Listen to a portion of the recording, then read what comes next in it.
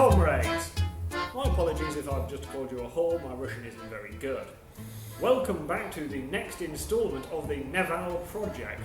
The men at Carrot Cycles have been very busy adding much decadence to the outfit, so now it shall show off great Russian engineering in much better fashion. When we first saw Neval, there were a few issues with making it start. Since then, the boys at Carrot Cycles have been very busy adding some much more up-to-date items. We say up-to-date, they're not really. They've fitted some AML carburetors, some English carburetors to the Russian outfit. But they actually hold fuel inside them and they seem to work, so they are better. They also have some custom-made control cables because the chaps at Carrot Cycles make custom control cables, so they were in-house. Possibly the most important item though is a new electronic ignition, which actually came from Russia and including postage was a whole £40. So now we actually have some sparks worth talking about. The only other real modification was a fresh tank of fuel, which always helps, and possibly a little bit of swearing. That never goes amiss either. Once the chaps had got the motorcycle so it actually started and continued running correctly, they decided it was worth having a little bit of a spin around the block to make sure it actually rode. The only slight problem they found then was the outfit didn't go in a straight line and was actually very hard work to ride anywhere at all. So they decided they needed to consult the internet, and the internet had ideas about how to align the Sidecar outfit. One of the issues that the chaps found on their first test ride round the yard of the Neval was it always wanted to turn right for some reason. So to rectify this, they needed to check the Sidecar alignment, hence the straight edges. So what they've had to do with this is make sure that the line of the wheels of the motorcycle and the line of the wheels of the outfit are somewhere in line. What they actually want is the Sidecar to be towing in slightly towards the bike because that's what the internet says. So using a pair of straight edges and a tape measure, we now have the alignment, what we believe is correct, with the Sidecar wheel towing in about 15mm when measured from the tangent down from the motorcycle wheels. So that should now go in a straight line. So what measurement do we have at the front, Philip? 1320. 1320. So at the back we should have 1335. If Phil's done his job properly. What do we got back there, Phil? Absolutely bang on. Yes, excellent. So it's either correct or he's lying to me. The other detail to check when aligning the outfit is that the motorcycle is actually leaning correctly. Now you'd think it would want to be dead upright, but it actually doesn't. The motorcycle wants to lean away from the outfit 2 degrees. So the top of the outfit is further away than the bottom of the outfit. So what have we got on the front wheel, Phil? We're at 2 degrees. We are at 2 degrees, which is excellent.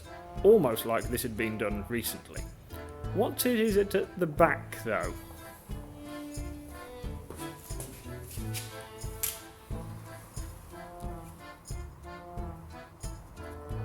That we are at 2 degrees. 2 degrees. Excellent. So that means the bike isn't twisted, or at least isn't twisted much. To prove how easy the outfit is to start, Phil's actually going to start it. And to prove it's actually cold and we're not, doing this for TV, go on, stick your head on the cylinder head. Lovely, look at that, nice and cold. Right, if so, would like to attempt to start the outfit. Battery's on first. Turn the battery on. Turn the fuel on. Fuel's on. Prime the carburettor. No, hopefully. Maybe. Tickle the other carburettor.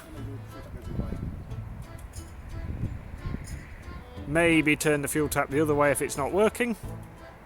Oh, we have fuel like that one. We have fuel. We have fuel.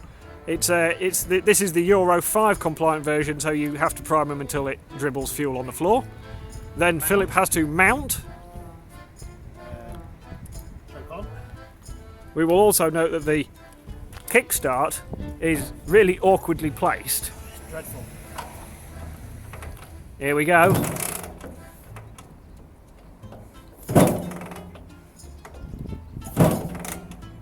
See? Starts perfectly every time. Hey! Look at that Bobby Dazzler. Handbrake off. Handbrake off. Into gear. And off you go.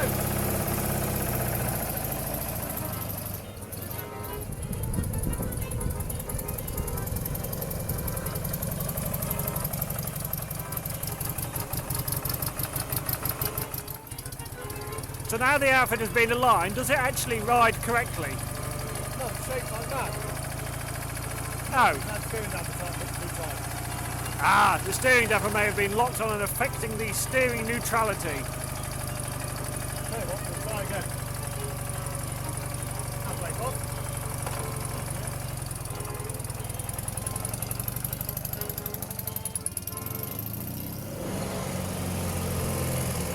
Ooh, she's got a bit of a weave on. Yeah, it's not right. You weren't doing that, were you? You weren't doing the weave, were you? No. Oh dear. All the time. Let's go, Phil, let's go.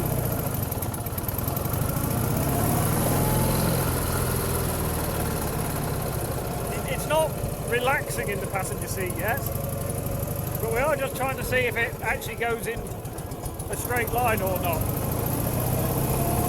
So far, no, it definitely doesn't go in a straight line on its own. There is a steering damper. It appears to make absolutely no difference at all to where you're going or whether the steering's slapping. And having a passenger in apparently makes absolutely no difference as well, except you scare two people, not one! Straight line handling test. That's not very good! As a motorcycle racer of 20 years experience, I have quite a good feel for how a chassis works and how suspension is working. I've not exactly honed this talent on sidecars until now, my maiden voyage on Neval. Handbrake off first.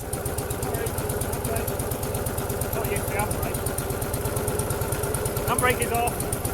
Toe down first. That's it. Off we go.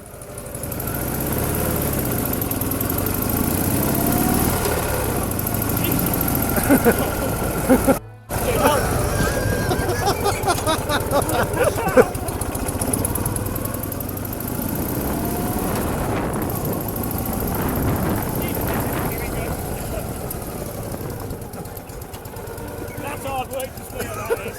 That is hard work to steer.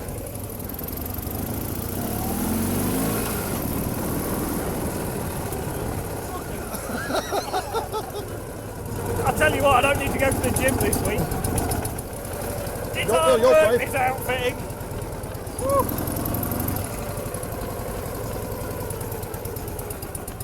I feel like more of a man already. I'll have to go for a lie down though. So the work the chaps have been doing on the outfit have vastly improved it. The outfit now actually starts and runs relatively correctly. The handling has some interesting characteristics though, shall we say. When going in a straight line, the bars sort of do this, to the extent of your hat nearly falls off. And then if you want to turn left, it's really quite hard work. If you want to turn right, it's almost as much work. And I'm not sure it's supposed to do all of these things. So there may still be some adjustments to be made. So to try and cure the head shaking, we've checked the sidecar alignment again and everything is tickety-boo. So Philip has been on the internet. Phil, what have you found out? Well, Soviet Steed's website suggested that they all do that, sir, and is a characteristic of sidecars. The steering damper doesn't work, which is another thing, and if the tyre pressures are too hard, that'll do it as well. But more fixing to do.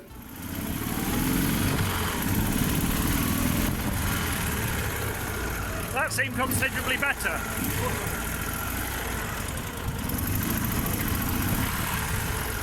It doesn't seem quite as terrifying sat in the passenger seat.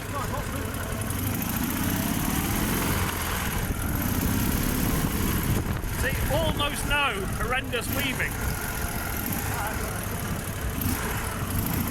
Still quite a lot of understeer and oversteer if you want it to, which is kind of entertaining though.